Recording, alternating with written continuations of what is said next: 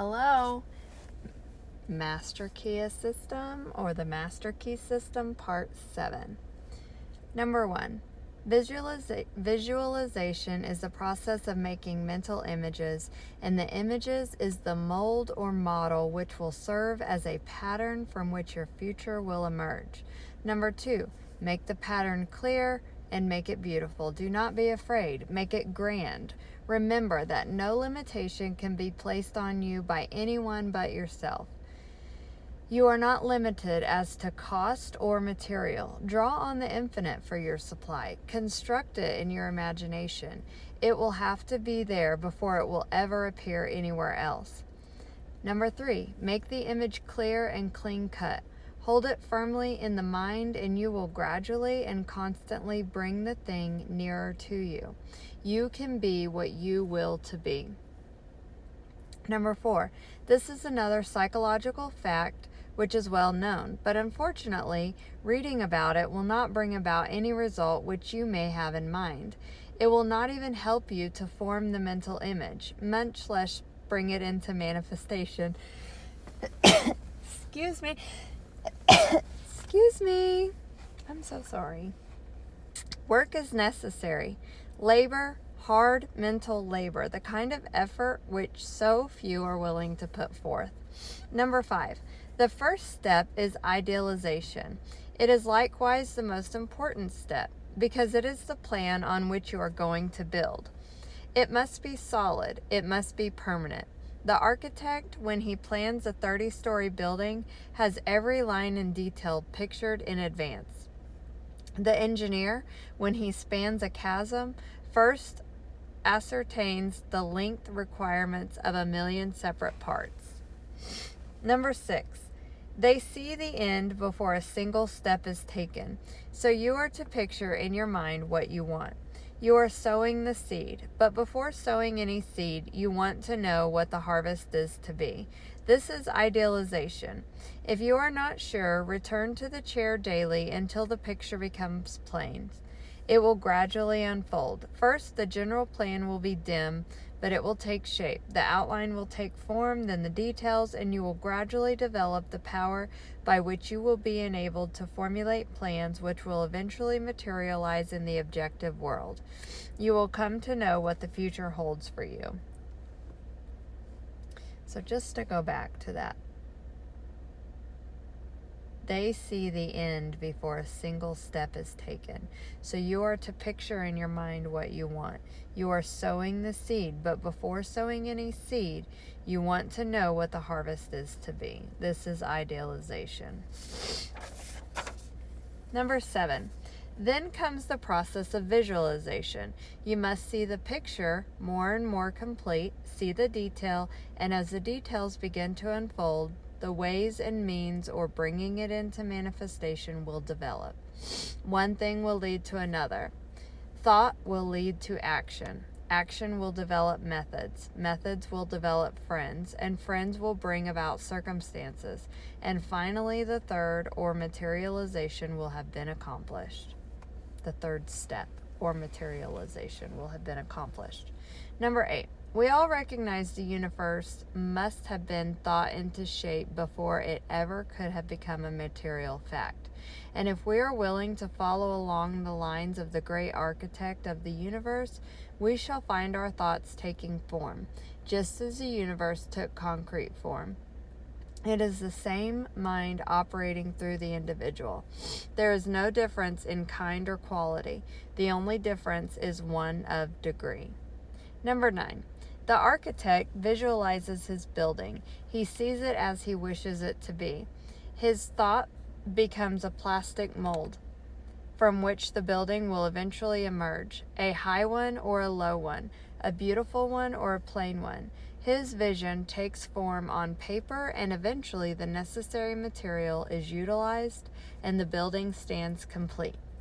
Number 10. The inventor visualizes his idea in exactly the same manner. For instance, Nikola Tesla, one of the greatest inventors of all ages, the man who has brought forth the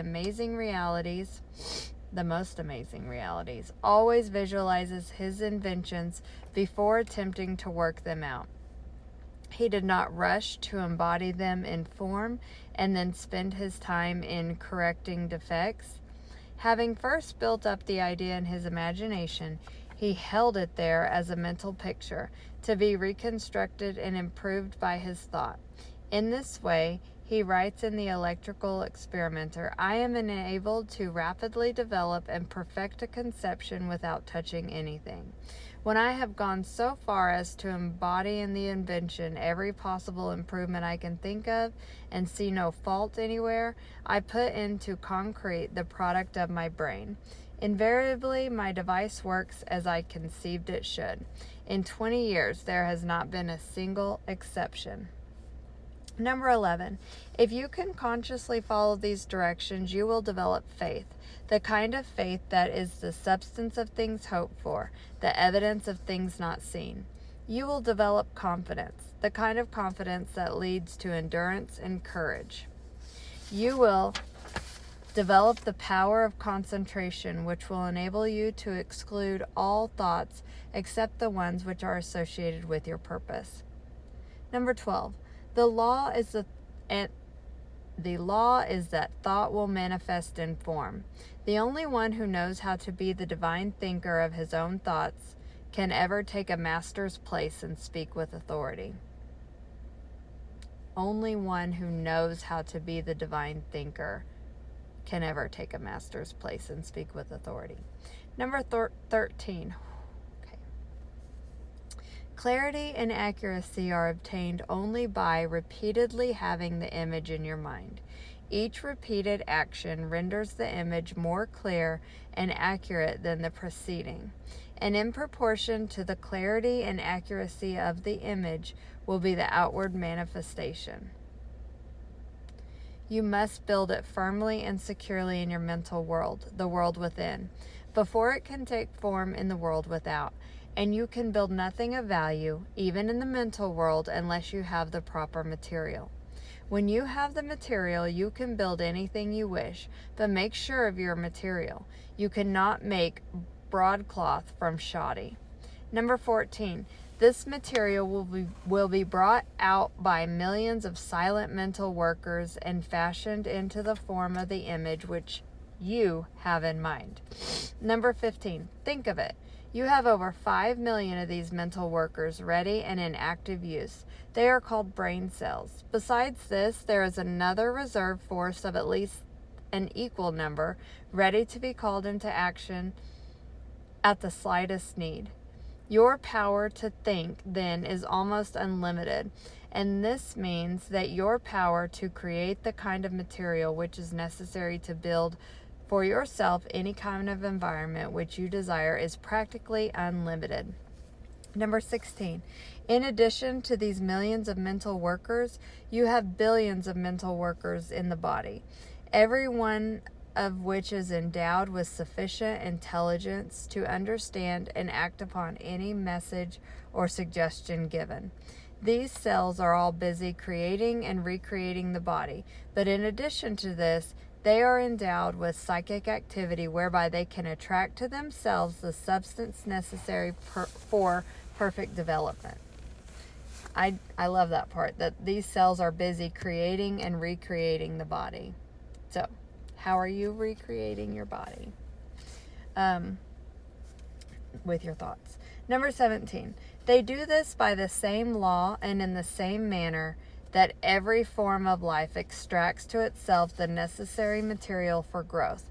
The oak, the rose, the lily, all require certain material for their most perfect expression, and they secure it by the silent demand, the law of attraction. The most certain way for you to secure what you require for your most complete development. Number 18. Make the mental image. Make it clear, distinct, perfect. Hold it firmly. The ways and means will develop. Supply will follow the demand. You will be led to do the right thing at the right time and in the right way. Earnest desire will bring about confident expectation, and this in turn must be reinforced by firm demand. These three cannot fail to bring about attainment, because the earnest desire is the feeling, the confident expectation is the thought, and the firm demand is the will. And as we have seen, feeling gives vitality to thought, and the will holds it steadily until the law of growth brings it into manifestation. Number 19, it is not wonderful that man has such tremendous Is it not wonderful that man has such tremendous power within himself, such transcendental faculties concerning which he had no conception? Is it not strange that we have always been taught to look for strength and power without? We have been taught to look everywhere but within, and whenever this power manifested in our lives, we were told that it was something supernatural. Number 20, there are many who have come to an understanding of this wonderful power, and who make serious and conscientious efforts to realize health, power, and other conditions, and seem to fail. They do not seem able to bring the law into operation. The difficulty in nearly every case is that they are dealing with externals.